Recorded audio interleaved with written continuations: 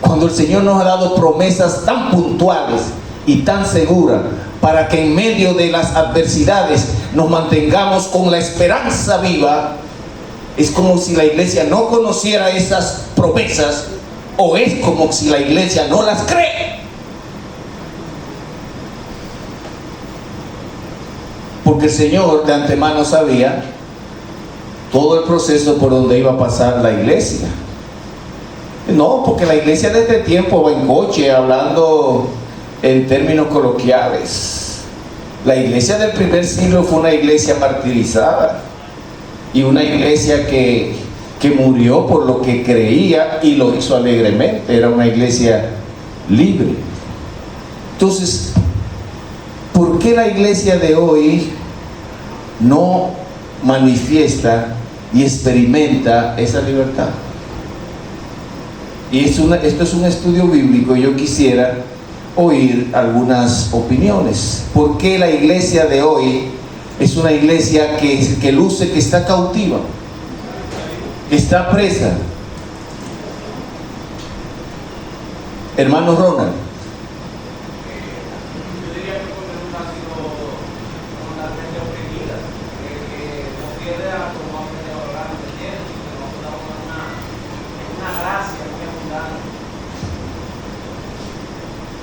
La iglesia de hoy ha tenido la gracia.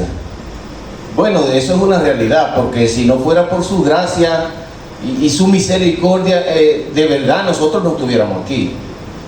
La evidencia de que estamos aquí hoy sentados oyendo la palabra es por su gracia. Pero esa respuesta no está totalmente convincente según lo que yo he estado estudiando. Lo primero es que tenemos que ver cuáles son las cosas que nos encarcelan. Porque no hay un preso si no hay una cárcel. ¿O sí? Hasta los que están sueltos le ponen el grillo en el pie para que no puedan irse, también están presos. Aunque no te entra la rea. Hay algo que te tiene que limitar, que detener, que privar de la libertad. Si no sabemos quiénes son esas cárceles, entonces ni siquiera sabremos si estamos presos. Hermano Rubén. Sí, yo considero que la iglesia está presa del mundo. El mundo que estamos viviendo, ¿no? ¿Usted cree que el mundo es una prisión? Sí. Estamos presos del internet, estamos presos de los teléfonos, estamos presos de todas esas cosas.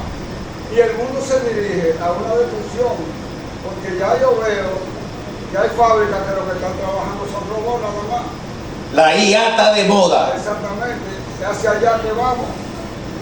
Supuestamente, inclusive, Elon Musk dijo 4 profesiones que había que dejar de estudiarlas porque no iban a ser necesarias. Y resulta que lo que usted es una de esas profesiones. Porque ya la ciencia y los robots van a resolver todo, ya ellos operan y hacen de todo.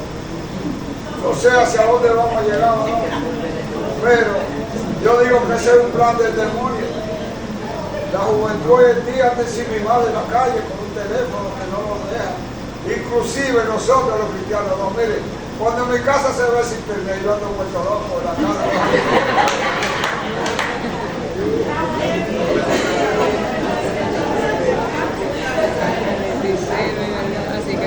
Entonces, hermano Elías.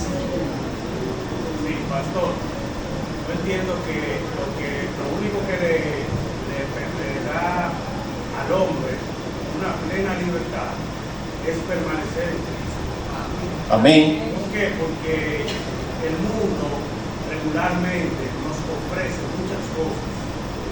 Nosotros podemos tener muchas cosas, pero todo tiene un costo, un valor, un sacrificio. Sin embargo, la permanencia en Cristo no tiene ningún valor, pero sí tiene, o sea, no tiene un valor económico o material. Aparentemente. Pero sí tiene un gran valor para nuestra vida propia. Amén. Hermano, tú te me fuiste casi a a la respuesta a la pregunta. Tú eres un alumno que va adelantado. Gloria a Dios. Pero estoy de acuerdo con Elías, con lo que él expresa. Hermano, el hermano Rubén habló de dos carceleros, dos cárceles, el mundo y las redes, para hablarlo en términos generales. Hasta su nombre lo dice, porque ¿qué hacen las redes?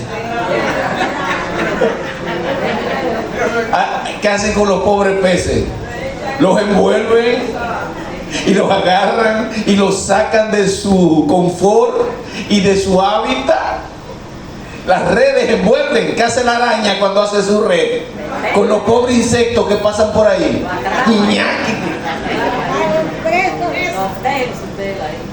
Hermano, las redes enredan. Y el mundo está enredado en las redes sociales.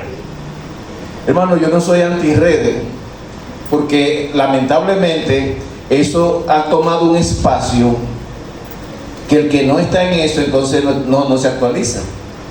Es un arma de doble filo, entonces hay que manejar el asunto con una sabiduría tal de que eso no me envuelva tanto, que me robe a Cristo y mi libertad, pero no desentenderme tanto de ella que yo viva ermitaño y desactualizado en pleno siglo XXI. Ustedes ven los extremos, como que va a haber que buscar un bajadero, como dicen los políticos.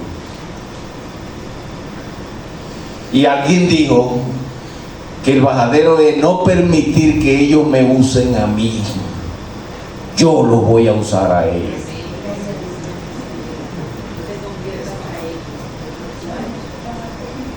Si es así, entonces ¿cómo vamos nosotros a independizarnos para nada más ir a buscar ahí? Si yo necesito hacer un pago, un negocio, una información, bueno, voy y lo busco ahí. Hermano, yo le pido que mucha gente a mí me llaman y a veces no me localizan y me escriben, pero es que yo no quiero tampoco ser de los que va a estar apegado totalmente. Aunque sí lo uso, porque el que no lo usa se va quedando atrás. Como la mochila en la espalda. Entonces, hermano, es la dosis, es la cantidad que le dediquemos, yo creo, y la calidad de lo que usted busque en ellos. Ser selectivo con lo que yo voy a buscar ahí, porque ahí hay de todo y para todo, de todos los colores, olores y sabores. Entonces, ¿qué voy a buscar? Y lo primero es, buscaré lo que pueda glorificar a Cristo y lo que me pueda ser útil para mi vida, para mi negocio, para mi familia, para la misma obra. Yo busco mucha información ahí para traer aquí a este púlpito. Entonces no la podemos satanizar totalmente, pero no podemos vivir en dependencia de eso, porque nos puede hacer presos, como hay mucha gente que son presos de las redes. Lo segundo que se pierde en la cautividad es la esperanza. Ya lo vimos, pero cuando pierde la esperanza, entonces también se pierde el gozo. Hermano, la hermana Lucía siempre la tenemos que recordar, porque ella tiene muchas cosas que son muy de Lucía familia. Hay un coro que ella lo patentizó como para ella, que es el gozo del Señor, mi fortaleza es, y su gozo sin medida Él me da. ¡Ja, ja, ja, ja, ja, ja! Hermano, y el primer síntoma, hermanos, el primer síntoma de que un cristiano espiritualmente no está bien es falta de gozo. Si hay algo que nos puede dar alguna alerta, como para ver por dónde estamos, hermano, cuando nos estamos alejando, no siempre sabemos, porque en el cristianismo usted está como si fuera un barco que está navegando en el amplio océano, ¿verdad? Pero que en algún momento se pierde la brújula y el capitán no sabe el norte hacia dónde va, a qué puerto va. Pero se da cuenta de que las cosas no están bien porque no ve la dirección correcta.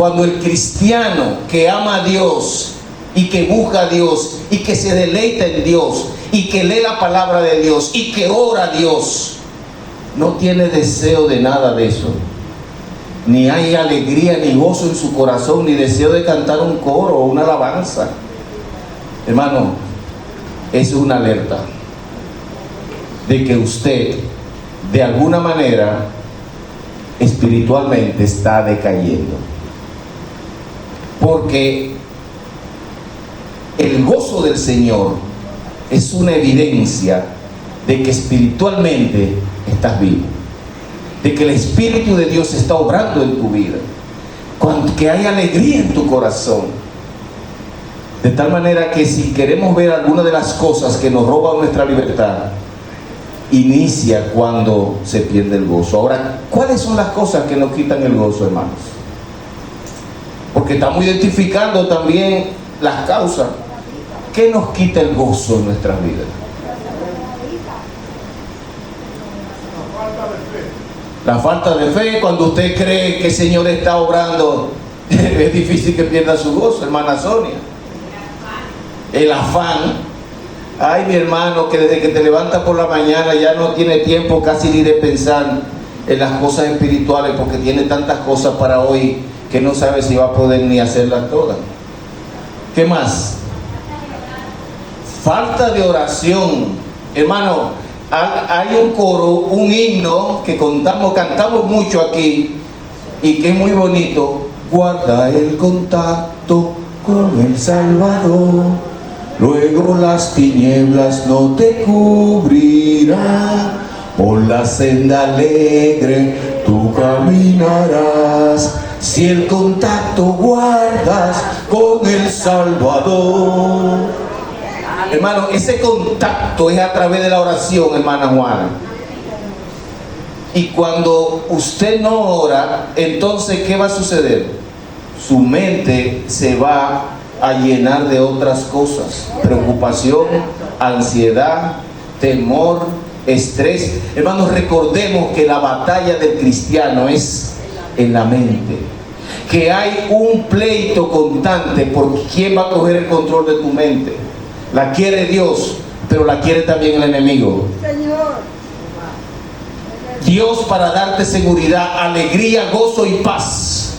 El enemigo para traer a tribulación, aflicción, dolor y temor a tu vida. Ninguna de esas cosas que vengan a nuestra mente vienen de Dios, porque el Señor nos ha dado seguridad, alegría, gozo y paz. Entonces, el gozo es una evidencia de cómo está mi vida espiritual. ¿Cómo está mi gozo? Está alerta, está constante. Yo estoy bien, hermano. No tengo deseo, tengo poco apetito de orar y de leer la palabra. Hermano, es tiempo de revisar rápido, porque algo no está bien. El gozo es un sensor para el cristiano que prende el bombillito, y hay que revisar eso. Es un check-in ahí, si no hay gozo. Además, hermano, de la esperanza y del gozo, hay cosas, gracias hermano Rubén,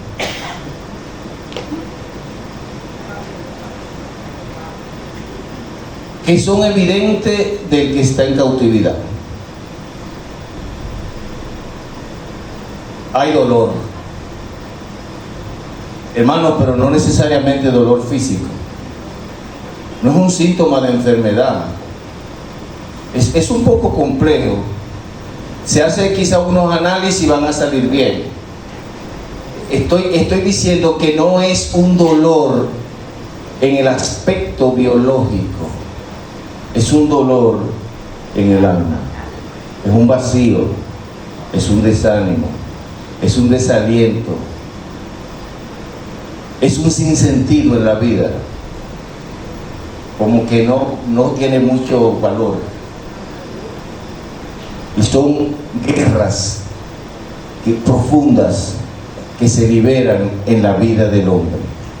es una especie de frustración, porque no hay tampoco una causa, entonces eso te frustra más. El vacío es un vacío existencial, pero no tengo la explicación. Entonces, al no tener una explicación, me deja con incógnitas y grandes interrogantes.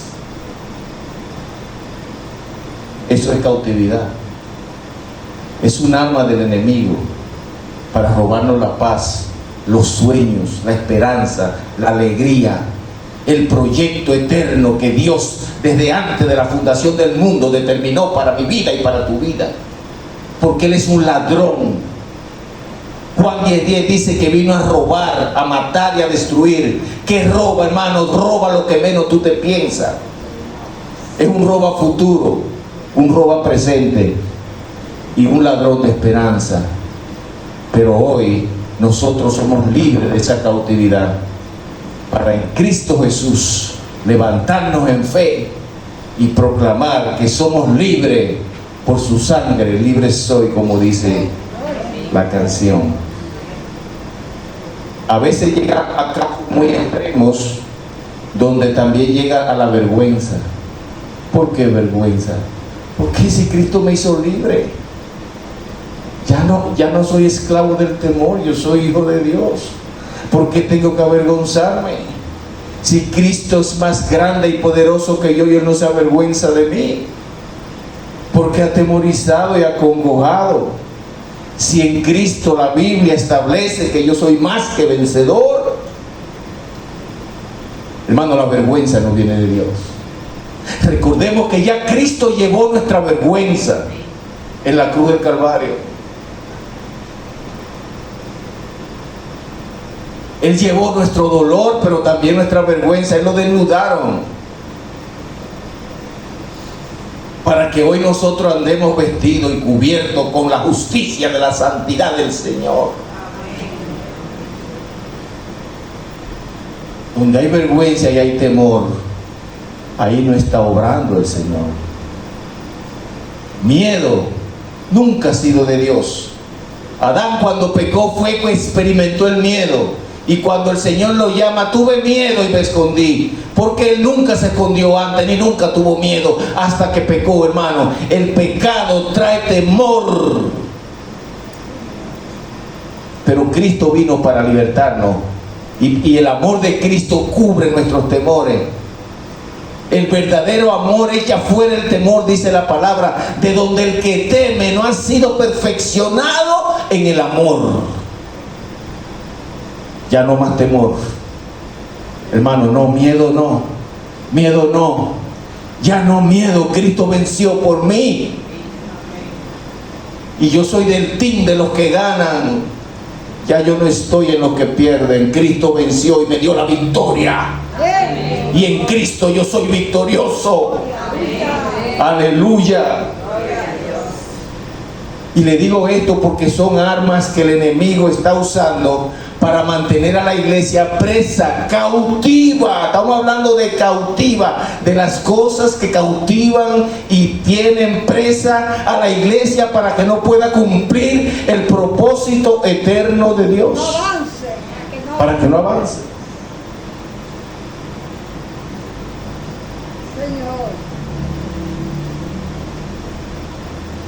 Ahora el miedo se pone a veces hasta asuntos tan extremos que la gente no quiere ni salir. Se llama ya una fobia, que se combina con desánimo y desaliento, y se confunde incluso ya con el aspecto depresivo. Ya no hay mucho deseo, porque la gente a veces se arreglan para salir. Usted no va a salir como un loco, usted tiene que rasurarse, peinarse, ponerse bonito, ¿verdad? Por eso es que la gente quiere estar trabajando, porque el trabajo te obliga a cada día tener que... Así es, mi hermana. Entonces, cuando llegue esa situación, ni deseo de eso, ¿verdad?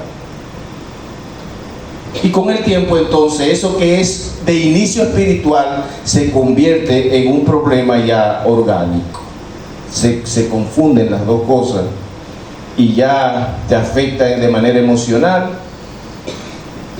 Entonces ya necesita ir a un psicólogo, a un psiquiatra, a una consejería. Pero hermano, todo eso tiene una causa y una entrada general que empieza por un problema fundamental y muy viejo, que es en alguna manera pecado. Y empieza con un descuido, una ignorancia de las estrategias del enemigo, y entonces termina esto por robarnos la libertad, la alegría y el gozo de Dios.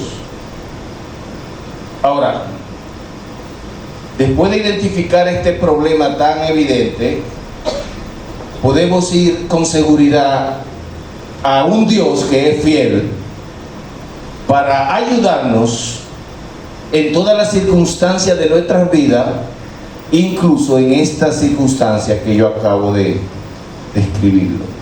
Podemos ver la fidelidad de Dios para cada uno de nosotros. En el libro de Deuteronomio, capítulo 7, versículo 9,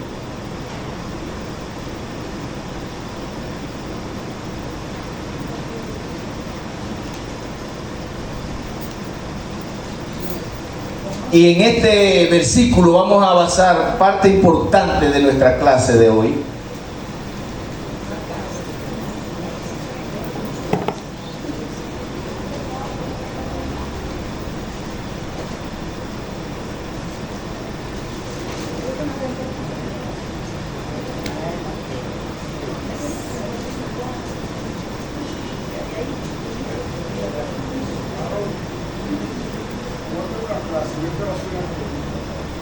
Que no se pase de ahí porque se sale del contexto.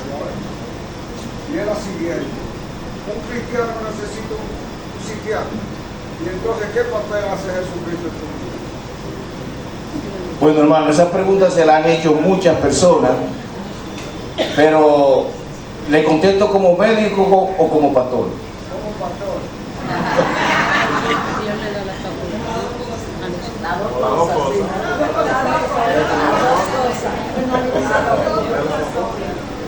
Mire, la Biblia dice que Dios es el Dios de toda ciencia.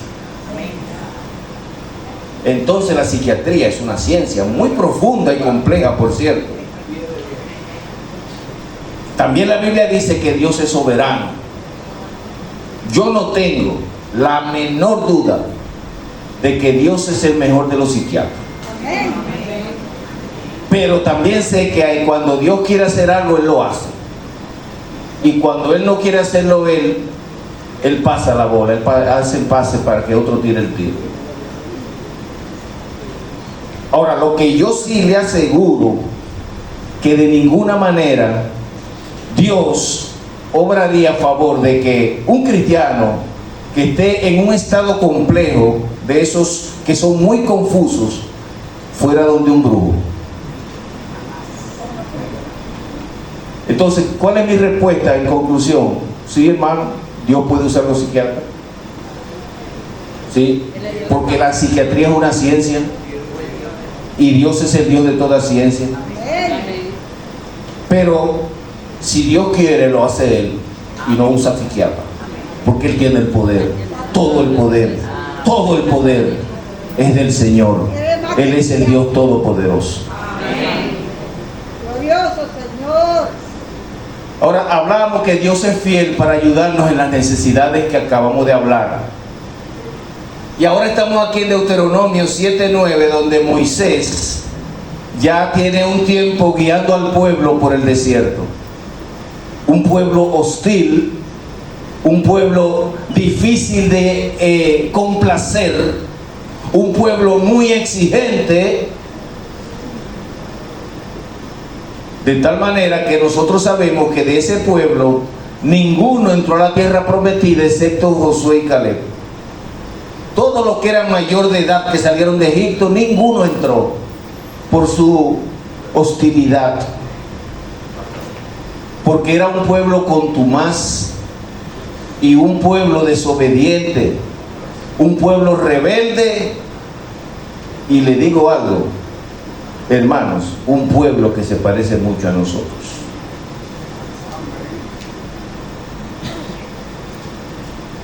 Ahora el Señor le está diciendo aquí al pueblo a través de Moisés en esta porción: conoce pues que Jehová tu Dios es Dios.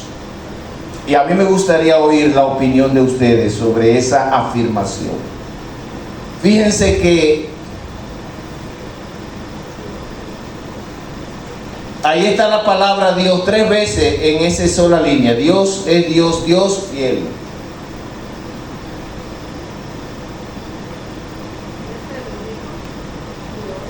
¿A quién le habla Moisés? Al pueblo. En este contexto, al pueblo. Pero a un pueblo que ya fue depurado, hermano. Ahí ya estamos en Deuteronomio, ya es el último libro del Pentateuco. Y ya están próximos a entrar a la tierra prometida. Y ahí hay mucha gente que fue depurada. Y que ya fue desechada. Y que ya está enterrada por desobediencia y rebeldía, porque Dios es Dios fuerte, hermanos. La misericordia y la gracia de Dios, gracias al Señor, nosotros disfrutamos hoy, pero no siempre Dios mostró tanta tolerancia, gracia, favor y misericordia como la que tenemos hoy en el nuevo pacto a través de la gracia de Jesucristo a favor nuestro. Hay que entender que Dios es Dios de amor y Dios que consume, fuego consumidor. Señor. Pero que todavía es Dios de juicio. Y los juicios de Dios están establecidos para establecerse, valga la redundancia. Ahora, Él le está diciendo aquí al pueblo a través de Moisés que conozca que Jehová tu Dios es Dios fiel. Porque Él se manifiesta como el Dios de toda fidelidad. Hermano, ¿en qué podemos nosotros tener la seguridad y la confianza para estar aquí hoy, andar en estos caminos, si no es porque creemos que el Dios nuestro es un Dios fiel? Como dice la canción, Dios de pactos, que guarda sus promesas, que cumple sus palabras. Y el Dios que guía nuestro destino, el destino de su pueblo, la iglesia. Usted tiene que tener un aval, algo en que descansar, alguna garantía. Yo quiero decir en esta mañana que la garantía que tenemos en el Señor es 100% segura. Que Dios no se puede negar a sí mismo, porque la fidelidad es parte de la estructura del mismo Dios. Dios es Dios fiel y verdadero y cumple su palabra bajo cualquier circunstancia, hasta el punto que la Biblia establece que el cielo y la tierra pasarán, pero su palabra, lo que Él ha dicho, nunca pasará, iglesia. Y necesitamos algo de contundencia y de fuerza para poder seguir en este camino que no es tan fácil. Necesitamos de que agarrarnos con firmeza y con seguridad. Nosotros necesitamos creer en algo que no sea una fábula, un mito, un cuento, un sueño o un mareo. Cosa verdadera. Necesitamos algo verdadero, sólido, permanente, inmutable, irrefutable. Y ese se llama el Señor Jehová, Dios Todopoderoso. Y ahora Él está diciendo que deben conocerlo. Y conocer, ¿en qué contexto? La palabra conoce. Eso es un verbo, un artículo, un verbo. El verbo conocimiento, conocer. ¿Y cómo está conjugado ese verbo ahí? Pero no es un presente pretérito. Presente continuo. Es un presente continuo. Hermano, lo que está diciendo esa palabra hoy, 3000 años después de ser escrita,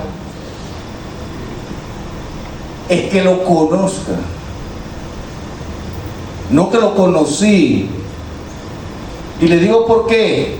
Porque el pasado es pasado y el pasado no existe y el pasado está muerto. Cuando la palabra de Dios aquí habla de conoce, está diciendo que lo conozcamos hoy. Está diciendo que Él hoy tiene respuesta para el problema que se te presentó esta mañana o anoche o la semana pasada, o lo que está pasando en tu casa, en tu familia, en tus hijos, en tu matrimonio, en tu trabajo. Que lo conozca en eso, que lo pruebe en eso. Dios está diciendo, intenta, conóceme, busca, aprueba para que tú veas. Yo no sé si me entienden, hermanos, pero Dios es un Dios a toda prueba. Amén, Dios mío. Es un Dios que obra bajo cualquier circunstancia. Es un Dios fiel y verdadero en cada momento de nuestras vidas. Es un Dios que no ignora absolutamente nada de nosotros. Es que en el momento más oscuro, más difícil, cuando siento que todo se derrumba, entonces cuando Él se glorifica para que yo entienda que Él nunca me ha abandonado. No has dejado nunca. Gloria a Dios. Santo eres. Es que Él permite las situaciones. Mire, es como si Él fuera un cineasta. Dios escribe el guión, Dios elige los actores, pero al mismo tiempo Él es el actor principal. Y cuando den las premiaciones, hermano, Él va a ganar todos los premios, todos los Óscares son para Él. Porque Él produce las cosas, Él hace las cosas, Él verdaderamente obra y actúa de manera sobrenatural en medio de la tormenta y del problema. Y al final Él también resuelve todas las situaciones y nosotros siempre salimos victoriosos porque la victoria viene de Jehová. Y ahora Moisés le dice, conoce pues a Jehová tu Dios, que es un Dios fiel, fiel, fiel, fiel, hermano. Esa palabra grábela. Gloria a Dios. Y es importante porque en este mundo no existe la fidelidad. En este mundo sí existe la traición y la doble moral y el hablar por atrás. Sí, es verdad. Pero Dios no. Dios es fiel. El Señor es fiel. Y su fidelidad es para sus hijos. Y usted es un hijo del Señor en el momento en que recibió a Cristo como Señor y Salvador. Entonces ese llamado es para nosotros, que lo conozcamos más. Y la pregunta es entonces, ¿cómo es que lo voy a conocer?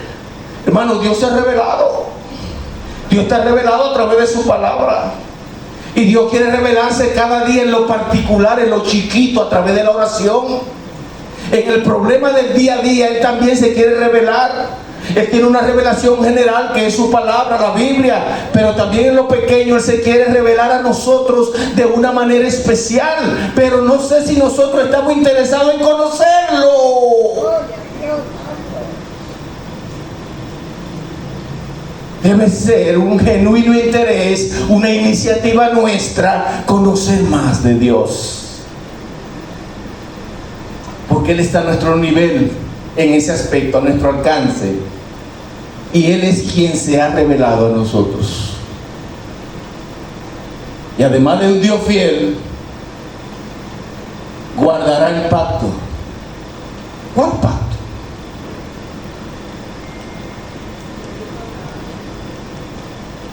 Hay muchos pactos. Está el pacto con Abraham, el pacto con David, el pacto con la ley y Moisés. Y aquí dice de manera muy particular, el pacto.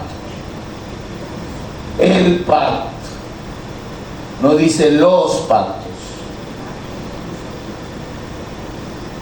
¿Usted sabía que usted tiene un pacto con Dios?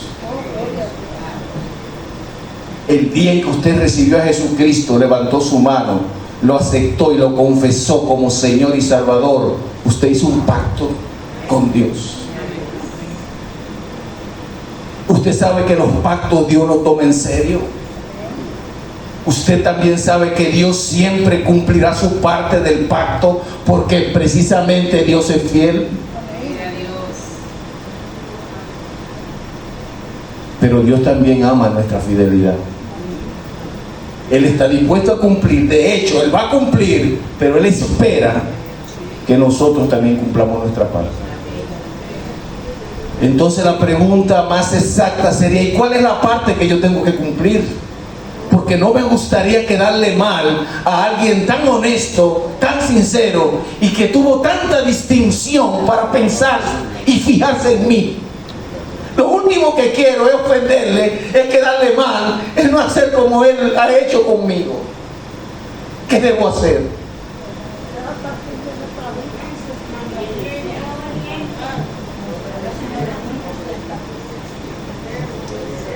Hermano, es un pacto de fidelidad, pero es que todo empieza y todo termina en esto.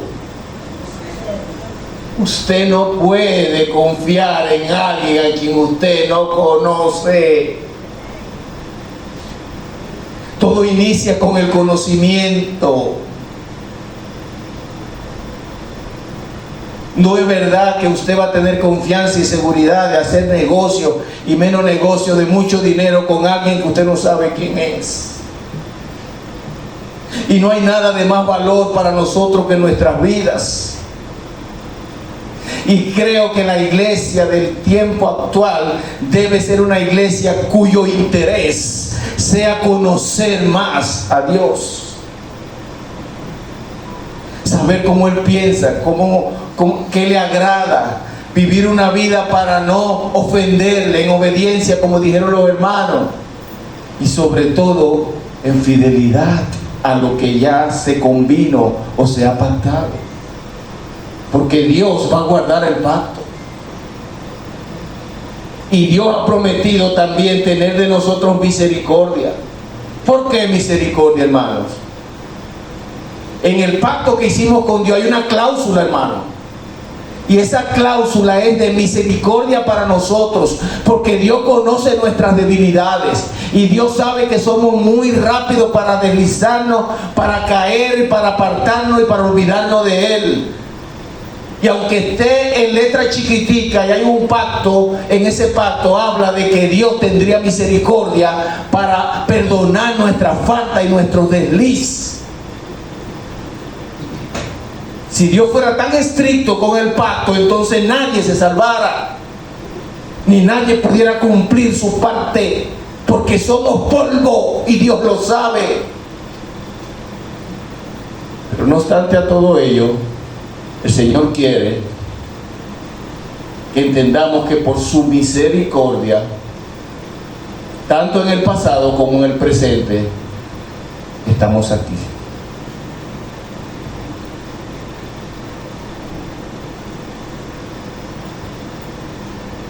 Ahora, según este texto, ¿la misericordia de Dios es exclusiva o es general?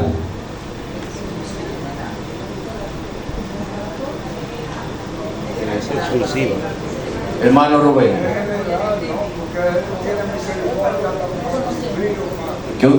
¿qué usted dice, Ireli? No, yo digo que no es general, es para los que le conocen, por eso lo está diciendo allá arriba, para el que lo conoce. Ahora, otro lo puede buscar, conocer, ahí la casaría, pero mientras tanto, ya lo que no conoce.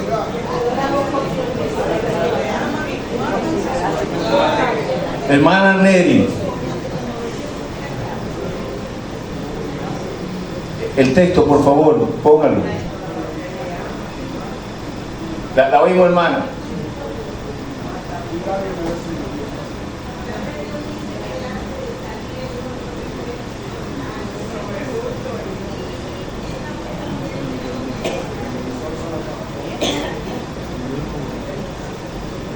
La palabra de Dios dice que Él hace salir su sol sobre buenos y malos.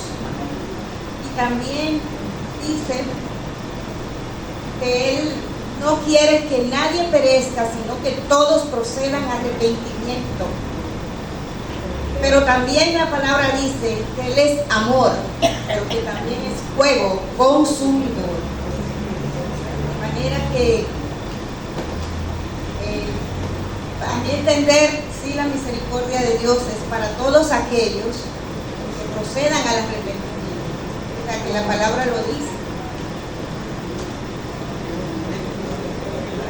Hermano Elías. Bueno, sé que esto no es un debate, No, estamos aprendiendo todos, hermano Elías. pero yo estoy de acuerdo con la hermana Yeris. Incluso este mismo texto no lo dice. Y el mismo Dios, la palabra, quien dice que Él tiene misericordia de quien Él tiene misericordia. Ahora bien, en este texto nosotros podemos leer que Él es fiel, que guarda el pacto y da misericordia. Pero ahí dice a quiénes. A los que le aman y guardan sus mandamientos. Si usted está fuera de eso, pues ya ahí interviene la misericordia de Dios con quien Él quiere tener misericordia. Hermana Brunilda.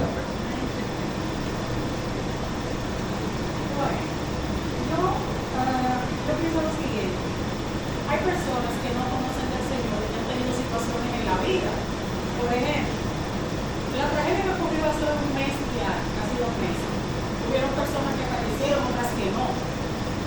Entiendo que el Señor tuvo misericordia de muchas de esas personas que salvaron su vida y que no le conocían. Entonces, la misericordia del Señor es para todos, los que lo conocemos y los que no le conocemos. ¿Qué? ¿Cuál es la diferencia? El Señor salvó a quién, los conocían, porque eso no lo sabemos nosotros. Y la relación que cada quien tiene con Dios es algo muy personal.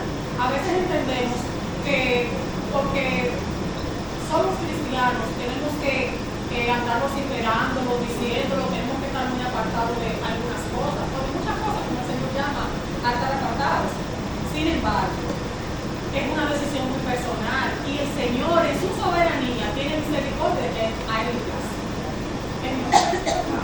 Amén. Hermana Cecilia. Aquí dice el pastor en número 14, 18, dice así: Jehová tardo para la ira y grande en misericordia, que perdona la iniquidad y la rebelión, aunque de ningún modo tendrá por inocente al culpable.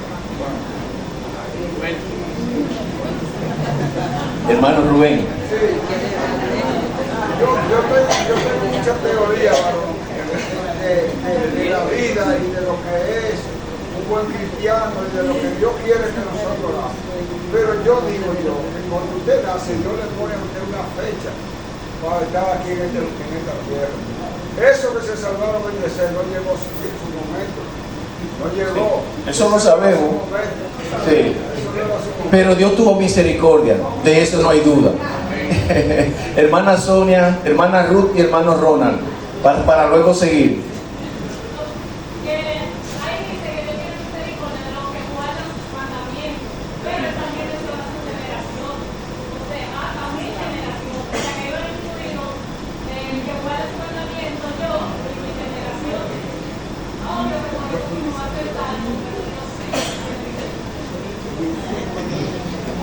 Amén, hermana Sonia.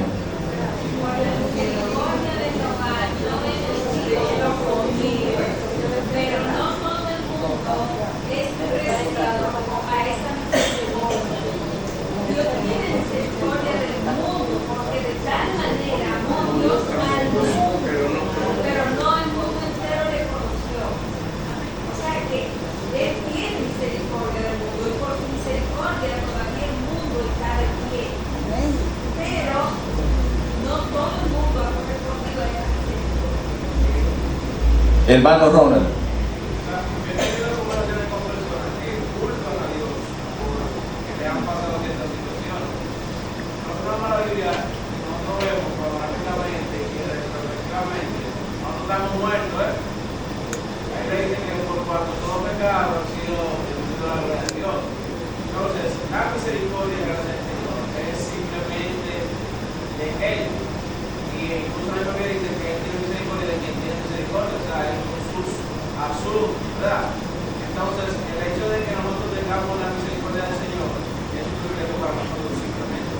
Amén.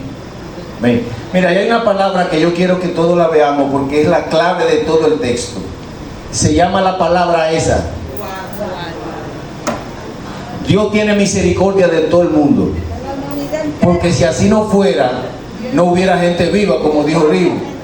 Porque todo el mundo ha pecado.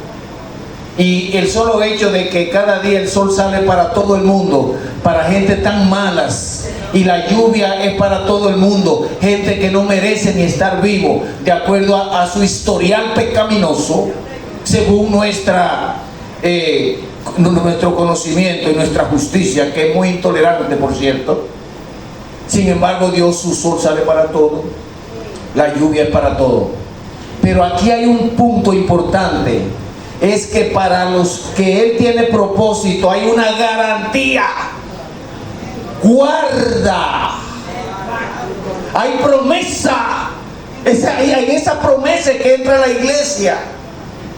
Para ellos puede ser que se desvíen, que se deslicen, pero Dios lo va a levantar, porque Dios es fiel. Fiel. Eso no nos da a nosotros la oportunidad de que hagamos lo que querramos, como se entiende. Pues entonces haz lo que tú quieras, porque Dios es fiel. Y si tú, no, hermano, a todo lo contrario. Eso nos exige y nos obliga a vivir en integridad, a andar en amor y en obediencia a Dios, y a ser completamente diferente, porque nosotros somos parte de ¿qué? Del pacto. Y en el pacto, para que cumplan las cosas, ambas partes tienen que cumplir. Si una parte no cumple, se rompió el pacto. Por eso Dios, cuando hizo pacto con Abraham, lo durmió, y Dios juró por sí mismo, porque Abraham se iba a morir y el pacto se iba a caer, hermano. Entonces juró por él mismo, y Dios es eterno. Por lo tanto, el pacto de Dios es eterno. Lo que Dios quiere es que nosotros seamos fieles al pacto, porque Él tendrá misericordia de nosotros, y para los que son parte del pacto van a tener la garantía de que Dios guarda lo que ha prometido para su pueblo. Y en esa cláusula del contrato es donde entra la iglesia. Pero no porque no vamos a faltar igual que cualquier mortal. En la iglesia hay gente que también comete sus errorecillos. De hecho, tenemos que pedir perdón muchas veces y constantemente, hermano. Pero Dios ha prometido que eso no nos faltará, que Él guardará misericordia por su fidelidad para los que guardan, o sea, sus mandamientos, guardan sus mandamientos igual a los que le son fieles. Por eso no es una opción para la iglesia la fidelidad a Dios, no es una opción, es una obligación. Si decimos que somos el pueblo de Dios, tenemos que vivir bajo la política del pueblo de Dios. Tenemos que andar en obediencia a Dios. Tenemos que amar a Dios sobre todas las cosas. Amarás al Señor tu Dios con todo tu corazón, con toda tu mente, con toda tu alma. No es una opción, hermanos. Amar a Dios significa obedecer a Dios. Levantar la bandera del Evangelio. En todo tiempo y en todo lugar, hermana. La bandera del Evangelio. Y termina el Señor casi concluyendo: para los que aman y guardan sus mandamientos. ¿Hasta cuándo, hermano? Hasta 1000 generaciones. Hermano, eso no es un trato de un día ni de una semana. Guillermo, ¿usted cree que 1000 generaciones es poco tiempo? Hermano, la promesa de Dios no tiene límite. Dios no tiene límites. 1000 generaciones. Yo creo que de Adán hasta aquí todavía no van 1000 generaciones.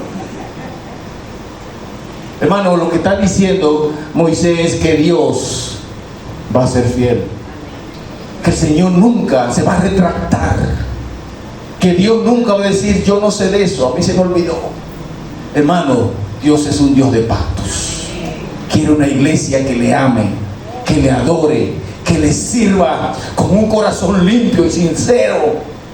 No en el momento en las cosas van bien nada más, También cuando las cosas no están muy bien, el Señor dio, como dijo Job, y el Señor quitó. Solamente serviré a Dios por el bien, recibiré solo el bien.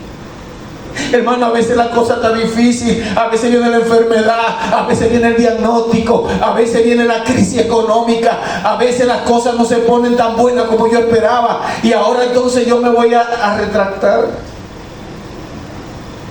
Sé fiel hasta la muerte y yo te daré la corona de la vida eterna.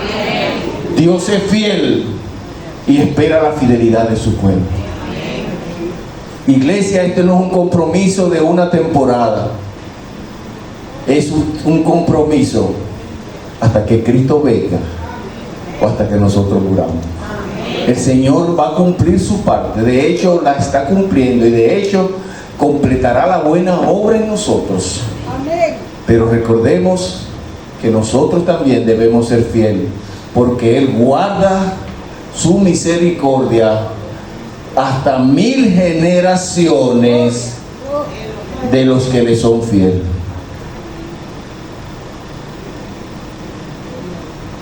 Dios le bendiga rica y abundantemente. Amén. Hermana Ronald, el Señor le bendiga, iglesia. Seamos fieles, porque nuestro Dios es fiel.